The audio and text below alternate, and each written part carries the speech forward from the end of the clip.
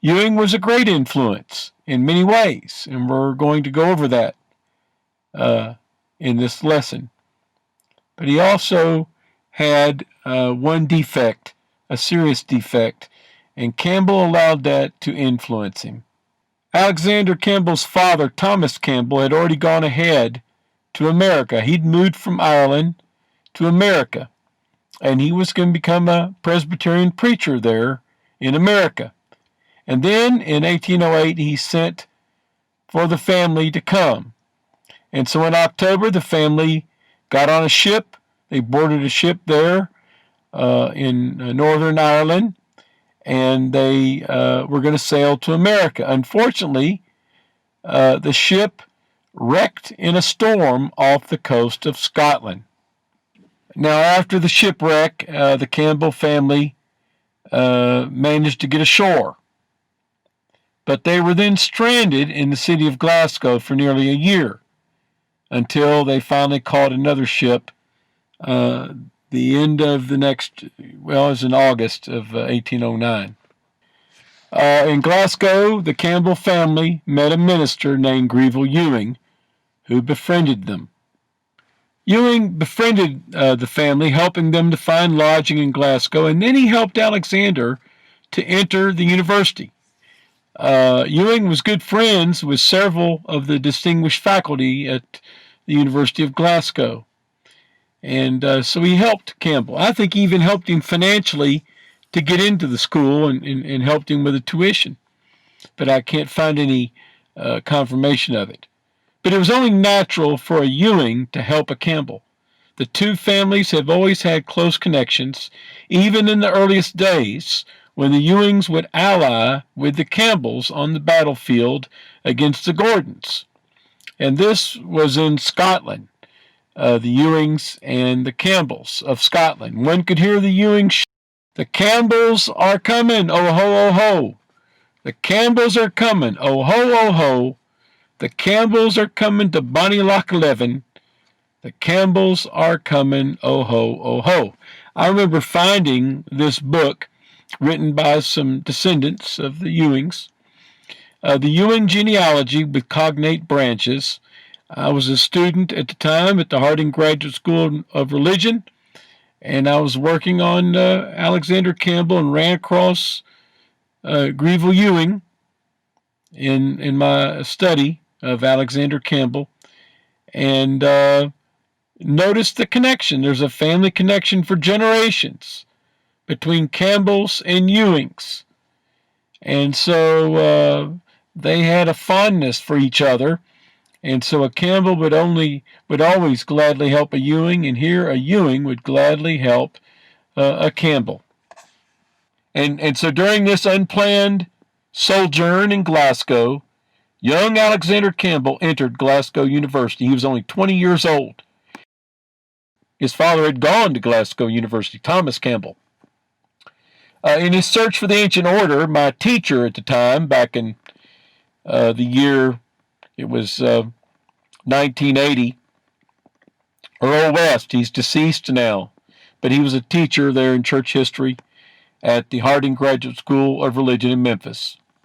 And in his first volume of his famous History of the Restoration Movement, Search for the Ancient Order, he says that Alexander Campbell's coming to the University of Glasgow was an act of providence. God was at work in Alexander's life. Now, Alexander Campbell had mentions that he had thought about becoming a minister like his father earlier, but he was torn back and forth. But on the night of that shipwreck, October 7th, in the year 1808, as he was waiting for rescue, with the waves lashing about the ship, and they had gone ashore, and Alexander was trying to salvage what he could from the ship. As he waited for rescue, now he came to an unwavering commitment that he was going to give his life to the ministry. He was going to become a preacher like his father. For, and this is a quotation from Robert Matthews, he wrote an article in the Christian Standard published in 1873. He said, "For in his deliverance, Alexander Campbell recognized the interposing hand of God, who he saved Alexander's life for a work that could be done by none other, according to Matthews, than by Campbell." So Alexander Campbell felt that God had preserved his life, and therefore he was going to give his life fully to the ministry. And that's why he decided then, having determined to become a minister, he wanted to go to the University of Glasgow. It was already winter time, and the seas are already bad in October. And so, mid-October, November, they just shut down shipping back then.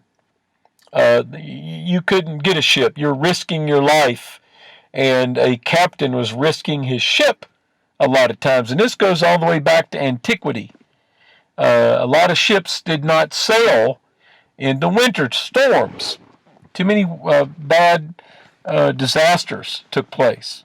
So they were going to be stranded for this year in the University of Glasgow, and so Campbell thought he's going to go to the university then, and he had a perfect way to do that through Greville Ewing. Alexander's the same age his father was when his father attended the very same university. So he obtained a letter of introduction from a George Fulton. He met him after the shipwreck, and then Alexander and his family went to Glasgow, where they met Greville Ewing.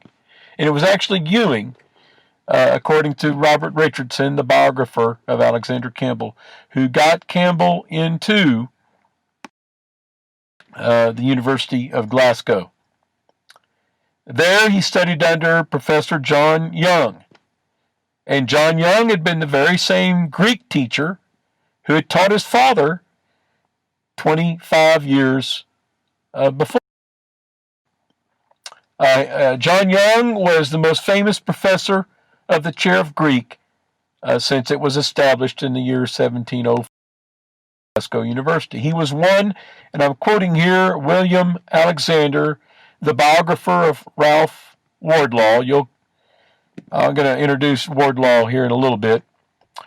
But John Young was one of the few men of whom Scotland can boast in modern times as sustaining her ancient reputation for classical learning.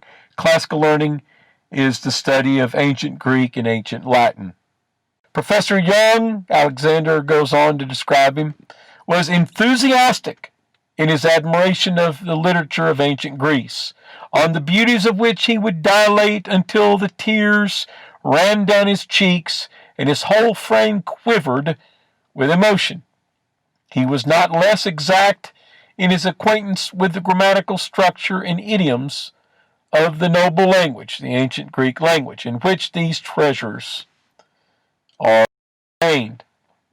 Besides Young, Alexander also studied logic, composition, and rhetoric, the ancient art of effective writing and public speaking, under Professor George Jardin. I don't think it's Jardin, I think it's Jardin. I think he had a French name, anglicized it, but I think it was pronounced Jardin. And Campbell has Robert Richardson spell it, or maybe Robert Richardson spells it. He mispronounces it. It looks like Jordan or Jordan. It's D-A-N. But it is a French pronunciation. Another of his fathers, Alexander Campbell, studied under Professor Jardin, which Thomas Campbell had studied under Professor Jardin. He was been there for 50 years, and he was seen as the man behind the throne. He was kind of an old man at this point in 1809. Having taught in Glasgow for 50 years, he taught classes in humanities and literature involving logic, reasoning, argumentation, composition, rhetoric, principles of taste and criticism. And every morning lecture, afterwards, he would have the students critique each other in class. And we actually have preserved, I think they are at Abilene Christian University in the Brown Library, books that Campbell had written there at the Glasgow University, not just in English, but even in Latin, and poetry, and a lot of these books that he had to write for Professor Jardin, and they've been preserved. They're now housed in the, I think it's the library at Abilene. There's also a Disciples of Christ Historical Society, and I think some of them are preserved there too. At the university, Campbell studied very hard. He arose at 4 o'clock every morning. School began at 5 with mandatory chapel services. When not in class, Campbell went over to the library and he read. And then, like I said, he had to write a lot of things. He had to write a lot of things for Professor Jardin, but he also did a lot of study on his own. He would continue his studies until 10 o'clock that night, when he would retire to bed. And that's a practice, a habit that he kept up even in his adult years until he was very old. Get up at 4 o'clock and he'd go to bed at 10 o'clock. He only got 6 hours sleep. This tiring schedule forced Alexander to keep a bowl of water on his desk while he studied, so that when he got drowsy, while finishing his lessons late at night, he could plunge his face in the water to become alert. Now, this is a story that's told by Alexander Campbell's second wife, Selina. She outlived Alexander several years, and she wrote a book and mentions this. It's in the chapter that I did in the lectureship book, if you're interested on the documentation. Alexander's stay at Glasgow, according to Robert Richardson, was destined to work an entire revolution in his views and feelings in respect to the existing denominations. This change, Richardson says, now Robert Richardson was a personal friend and a doctor, a physician for Alexander Campbell. And he wrote this 2-volume biography of Campbell right after Campbell died. And it was very famous. You can still get a copy of it. But Campbell had told Richardson about Greville Ewing, and Ewing is mentioned several times in Richardson's biography. And he said Alexander's view of Christianity and of religion was chiefly changed, a revolutionary change, due to the influence of Greville Ewing. Now, who was Ewing? Well, he was a well-known personality, not just in Glasgow, but really in Scotland. He was born and bred in Edinburgh, grew up in Edinburgh, wealthy family. He was a graduate of Edinburgh University. And when he graduated, he studied for the ministry. He became a minister in a church of Scotland. Now, he became dissatisfied with the Church of Scotland. And he got to know 2 brothers, in particular, one, Robert Haldane. And they began talking. The Haldanes were not members anymore of the Church of Scotland. They had started their own movement, and they had a church in Edinburgh. And they actually started establishing other churches. In 1799, when Greville Ewing decided to leave the Church of Scotland, Robert Haldane persuaded him to join them in their revival movement, or their reform movement. There's a picture of James Alexander Haldane, both of them. Now, I couldn't find a picture. I I don't think a painting, it had to be paintings, not photographs. I don't think there is a painting of Robert Haldane. I've never found one. But Robert was the one that Greville Ewing had spoken with. Now, James Alexander Haldane and his brother Robert, as I said, were very wealthy. They were also very religious, and they started their own church in Edinburgh. Then they began to fund and establish other churches in other cities in Scotland. And so when Ewing left the Church of Scotland in 1799 and he joined their movement, Robert Haldane invited Ewing, in fact, hired him and paid him to preach there in Edinburgh and to establish a seminary where Greville Ewing was the primary teacher. He was the headmaster, head of the seminary for the training of preachers who would not preach for the Church of Scotland, but rather preach for these churches that were simply independent churches that the Haldane brothers were establishing. The seminary began in 1799 with 24 students, and Robert Haldane paid for everything. He paid for the church building where they would hold classes. He provided Ewing with a yearly salary. He actually paid for each student to go to school. Paid not only their tuition, but their room where they would live, and also their food and all their other needs. In fact, he gave more money to students who were older and already married and in fact had children to support. And from what I can figure out from the different books, especially there's a book it's in my chapter in the lectureship book, a biography that's written by the son of James Alexander Haldane. But he includes his uncle Robert Haldane in it, his father and his uncle. But I think Robert Haldane spent $2 million. And that's just on this church and the students and the various schools. He actually had more than just one school, but initially the seminary began in Edinburgh. And then he moved the seminary to Glasgow. And Ewing went with the school. Then, like I said, Robert Haldane bought a church building. In fact, it was an old defunct circus. A circus like, where you would have clowns and all that.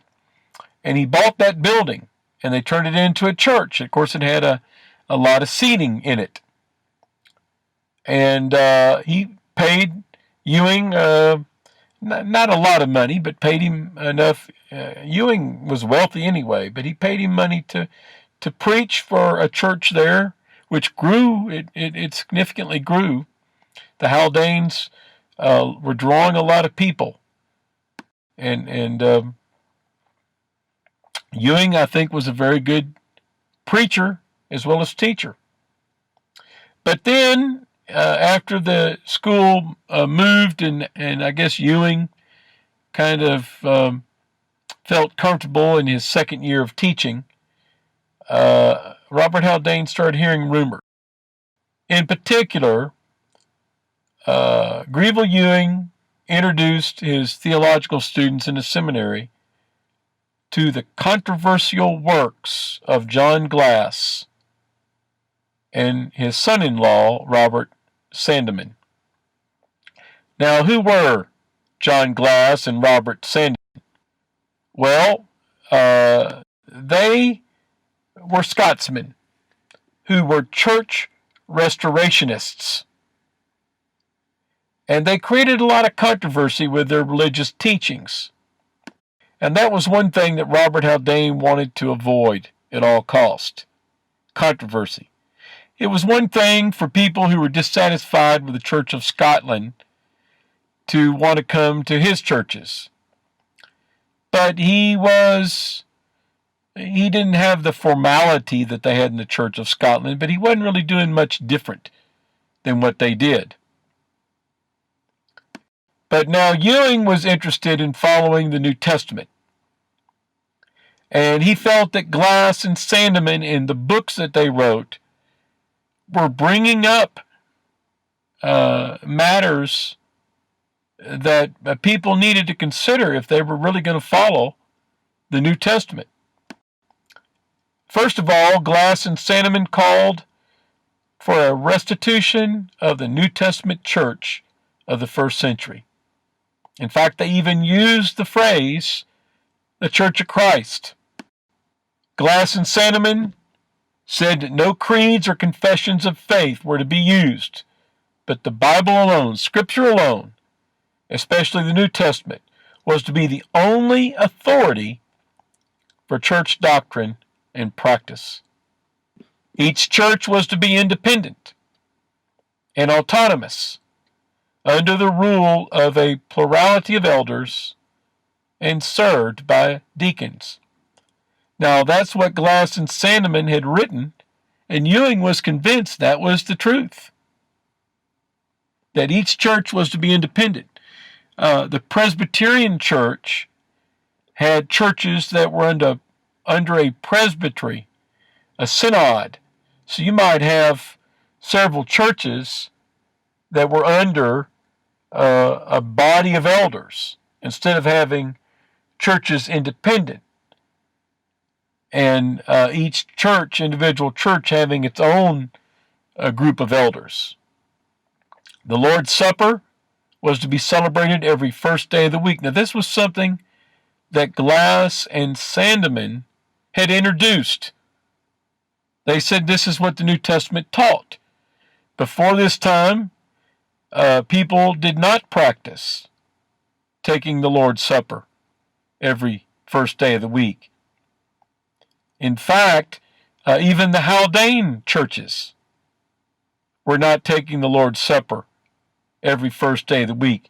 It was something that they took quarterly, or something that was not that often done. And it was a big deal when it was done, but it was not done every week by any stretch of the imagination, not even every month.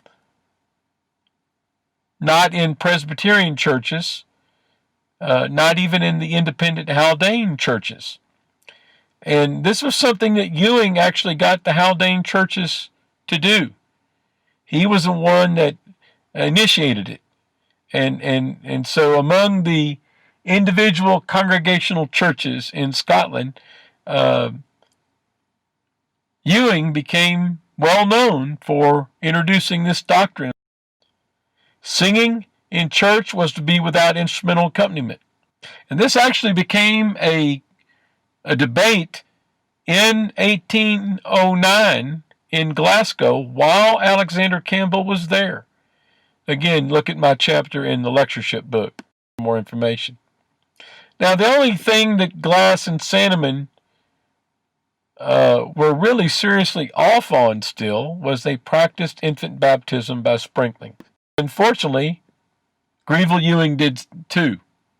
So all of these doctrinal teachings from the Bible, as far as, going back and just being the New Testament church, the Church of Christ, nothing more, nothing less, and going back and taking the Bible as the only authority, each church being independent, being ruled by a group of men, of elders, having deacons, taking the Lord's Supper every first day of the week, singing without instrumental music in worship. All these were teachings that Glas and Sandeman and Ewing started teaching people. But they were controversial at that time. Controversial teachings. The only thing they still had not really taught from the New Testament was infant baptism by sprinkling was something they still practiced. Now, the Haldanes didn't like Glas and Sandeman. And they felt that Glas and Sandeman were too intolerant with those people that were still practicing their denominational practices of, the Church of Scotland and even the Haldane churches. They were not independent churches with elders, each one having elders. They did not take the Lord's Supper every Sunday. That was something that Ewing started among them. And it caught on, and the Haldanes kind of gave in on that. But Robert Haldane did not like Ewing's raising these doctrinal teachings about each church being autonomous. You need to have a group of elders for each church, and so forth. And so the Haldanes, Robert Haldane especially, warned Ewing, but Ewing still continued to teach these things because he believed they were in the New Testament. And so Robert Haldane finally took control and brought the seminary back to Edinburgh, and he got other teachers. Ewing stayed in Glasgow, and Haldane allowed him to continue to preach for the church, but he didn't want Ewing influencing these young minds of these young men training for ministry in the seminary. He didn't want them having their minds influenced with these teachings of Glas and Sandeman that actually come from the New Testament. Trouble erupted in 1808, 6 months before the shipwreck that stranded young Alexander Campbell in Glasgow. James Alexander Haldane, the younger brother of Robert Haldane, had been troubled for a few years more and more over the issue of infant baptism and sprinkling. He did not find them in the New Testament. And eventually, in March of 1808, he refused to baptize an infant. Members in his church had just had a baby. And so he was pressed about it, and he said, I'll give you an answer next Sunday. So the next Sunday, 4,000 people crowded into this church building, this circus in Edinburgh. There was a circus in Edinburgh and a circus in Glasgow, and the Haldanes had bought both of them and turned them into a church building. When James Alexander Haldane made his announcement to the church that he no longer felt that he could sprinkle an infant, Ewing got up and challenged him right there with all 4,000 present. Kind of made for an embarrassing scene because, they're supposed to be on the same side. And actually, James Alexander Haldane's older brother, Robert, was actually paying a salary to Ewing. But Ewing was the preacher for the Haldanian church, if I can use that phrase, in Glasgow. Dismayed by James Alexander Haldane's unwillingness to approve of infant baptism and sprinkling, a lot of members, many members, in the church there in Edinburgh left. And this was also true of the Haldanian church in Glasgow and in other places. And Ewing himself left the Haldane church in Glasgow. He resigned as the preacher. He gave up the salary that Robert Haldane was providing him with, and he went to the Albion Street Chapel, where Ralph Wardlaw was the preacher.